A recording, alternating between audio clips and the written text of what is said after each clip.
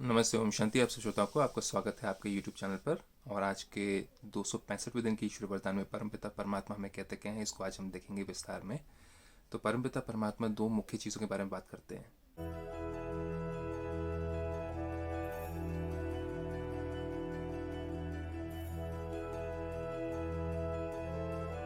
कि सर्विस व पुरुषार्थ में सफलता प्राप्त करने वाले, सर्विस भी करनी है और पुरुषार्थ जो करना है, पुरुषार्थ मतलब स्पिरिचुअल जर्नी में सफलता प्राप्त करने वाले डबल ताजधारी भवा। और वो दो ताज कौन से हैं जो कि इंपॉर्टेंट हैं इस चीज़ के लिए, उसके बारे में हम विस्तार में चलते हैं। बाबा कहते हैं संगम युग पर सदा स्वयं को डबल ताजधारी समझकर चलो। जब ये भूल जाते हैं तो हमारे से पाप होते हैं, विकार होते हैं और हम पीछे हट जाते हैं। फिर इन चीज़ों को धारण करना पड़ता है, फिर आगे बढ़ना पड़ता है। तो ये भी एक जर्नी है।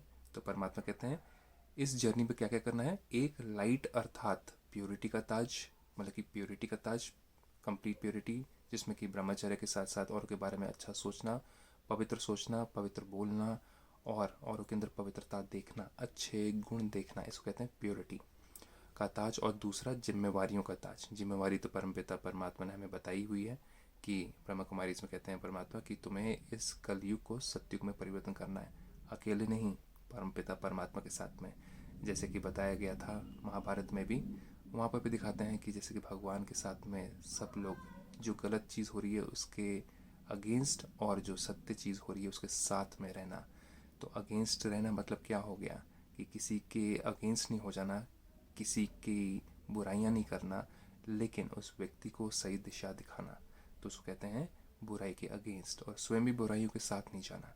तो उसको भी परमात्मा कहते हैं कि उस तरीके से आप परमात्मा के रास्ते पर चलोगे। फिर बाबा कहते हैं एक लाइट अर्थात प्योरिटी का ताज और दूसरा जिम्मेवारियों का ताज। प्योरिटी और पावर, इससे क्या आएगी, प्योरिटी और पावर, ताकत आएगी, विल पावर बढ़ेगी।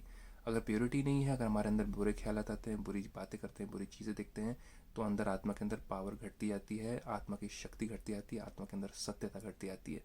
तो उससे पावर भी घटती जाती है कि आप जो सोचते हो, जो बोलते हो, जो करते हो, उनमें आपका बहुत अंतर रह जाता है।